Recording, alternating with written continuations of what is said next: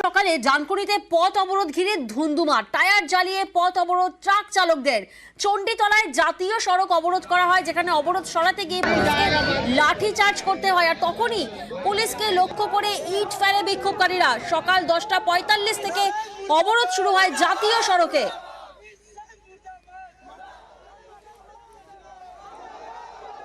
আর রানা এই মুহূর্তে আমাদের সঙ্গে রয়েছেন। রানার থেকে একটু জানতে চাইবো, রানা, এই ঘটনায় কি এখনো পর্যন্ত কোনো গ্রেফতার হয়েছে?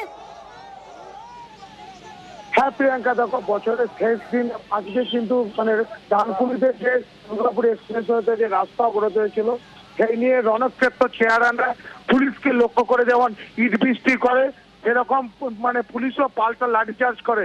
ঘটনা পুলিশ এখনো পর্যন্ত 18 জন ট্রাক চালককে গ্রেফতার করেছে।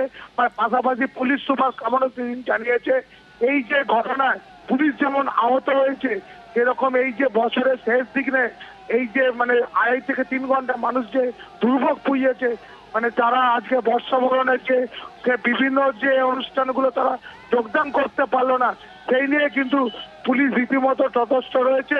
সারা রাত ধরে তারা অভিযান চালাবে। যে সমস্ত ট্রাক চালকরা আজকে এই দুর্গাপুর এক্সপ্রেসওয়েতে যে তারা অবরোধ করেছিল, সেই নিয়ে কিন্তু তাদের বিরুদ্ধে একটা অভিযোগ করা হয়েছে। তাদেরকে অ্যারেস্ট করা হবে বলে জানিয়েছে পুলিশ সুপার কামনা সিং। প্রিয়াঙ্কা, বেশ, অর্থাৎ ডানকুনির এই ঘটনায় এখনো পর্যন্ত গ্রেফতার 18 জন। রাস্তার উপর আড়াআড়ি ট্রাক দাঁড় করিয়ে অবরোধ।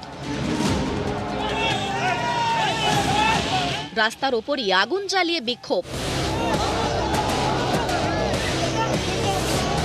স্লোগানে স্লোগানে প্রতিবাদ।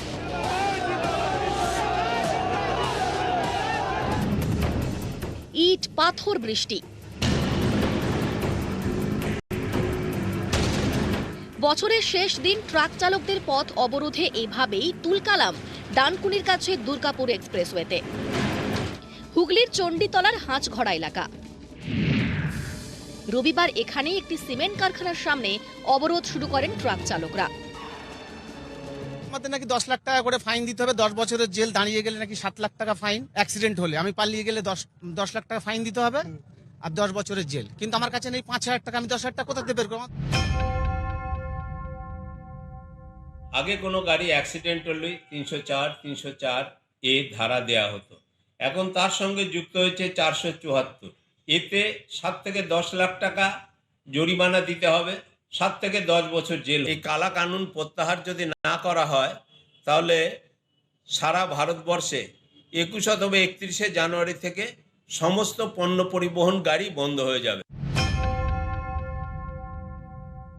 আইন দেশের মানুষের ভালোর জন্য হওয়া উচিত। আইন কখনো নিপীড়নের মাধ্যম হয়ে ওঠা উচিত নয়। আইপিসি সিআরপিসি অ্যাক্টের যে অ্যামেন্ডমেন্ট এনেছে ন্যায় সংহিতা বিলের মাধ্যমে, আমরা তার তীব্র প্রতিবাদ জানিয়ে বলেছিলাম যে এই আইন লাগু হয়ে গেলে দেশের পুলিশি রাজ কায়েম হবে। পথ অবরোধ করে প্রতিবাদ জানানো এটা ভালো মাধ্যম নয়। বছরের শেষ দিন, চারিদিকে ফেস্টিভ মুড। অনেকেই সকাল সকাল বেরিয়ে পড়েছেন।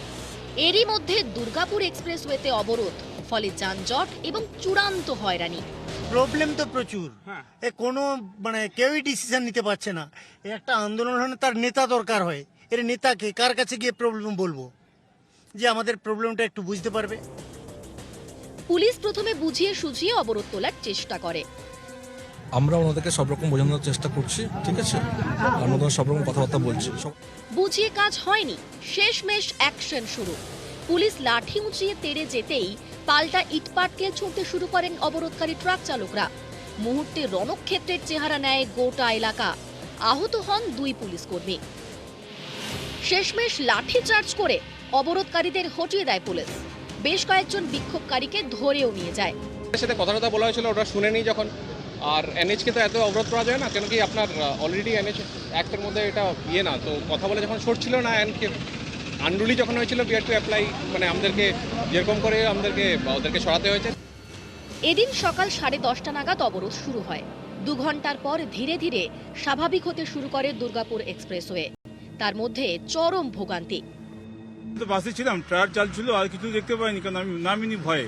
রেসপন্ডিভ এইটাই শুধু টায়ার জ্বলছে, এত বাস দাঁড়িয়ে আছে, पब्लिक हरासमेंट होचे। रास्ता जो अगर कोई ऐसा किया है तो हम तो कहेंगे ये सब नहीं करना चाहिए, ये सब अच्छी बात नहीं है। নিউজ 18 বাংলা।